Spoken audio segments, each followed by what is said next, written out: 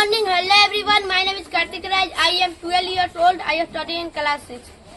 रहीमन देखी बडेन को लघु नदी दिए डारी, जहाँ काम आवे सुई कहाँ करे तलवारी। इसका हिंदी अर्थ बड़े लोगों को देखकर छोटे लोगों को तुच्छ नहीं समझना चाहिए। जैसे बारीक सुई का काम तलवार नहीं कर सकती, उसी प्रकार जीवन में छोटे छोटे लोग और वस्तुएं भी अपना महत्व रखते हैं। तरुअर फल नहीं खात है, सरवर पियहि न पान, काही रही प्रकार जीत संपत्ति सतह सुजान। जैसे पेड़ अपना फल स्वयं नहीं खाता और तालाब भी अपना पानी स्वयं नहीं पीता, उसी प्रकार समझदार और सज्जन व्यक्ति अपने संपत्ति दूसरों के हित और भलाई के लिए संजोकर रखते हैं। रहीमन धागा प्रेम का मत तोड़ो छिटका है, टूटे से फिर न मिले, मिले गांठ पड़ जाए। प्रेम के रिश्ते बहुत नाजुक होते हैं, इन्हें क्रोध या अहंकार में नहीं तोड़ना चाहिए। यदि प्रेम एक बार टूट जाता है तो दोबारा जुटने पर भी उसमें गांठ पड़ जाती है और पहले जैसी मधुरता नहीं रह जाती। रहीमन पानी राखिए, बिनु पानी सब सून, पानी गए न उबरे मोती मानो चून। पानी का अर्थ यहाँ आदर और लाज से है। रहीम कहते हैं कि सम्मान बनाए रखना चाहिए, क्योंकि बिना सम्मान सब कुछ व्यर्थ है।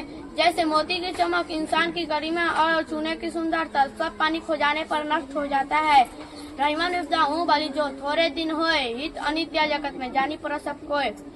थोड़े समय की विपत्ति अच्छी होती है, संकट के समय ही पता चलता है कि इस संसार में कौन अपना है और कौन पराया। रहीमन जो बाबरी कहीं गई सड़क पताल, आपू तो कहीं भीतर रही जूती खात कपाल।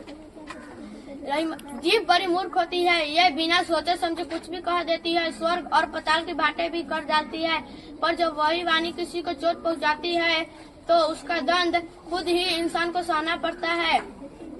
कहीं रहीम संपत्ति सगे बनत बहुत बहुरी, विपत्ति को सोती जे कसे तेही से अचमित। धन संपत्ति के समय रिश्तेदार और मित्र बहुत से बन जाते हैं, परंतु कठिन समय ही असली कसौटी है। जो मित्र संकट में साथ दे वही सच्चे मित्र कहलाते हैं। सारांश समग्र अर्थ रहीम के ये दोहे हमें सिखाते हैं कि पहला नंबर बिंदु छोटे बड़े सबका महत्व है। दूसरा नंबर बिंदु धन और साधन दूसरों के भले के लिए होने चाहिए। तीसरा नंबर बिंदु प्रेम और संबंधों की रक्षा करनी चाहिए। चौथा नंबर बिंदु सम्मान ही जीवन की असली पूंजी है।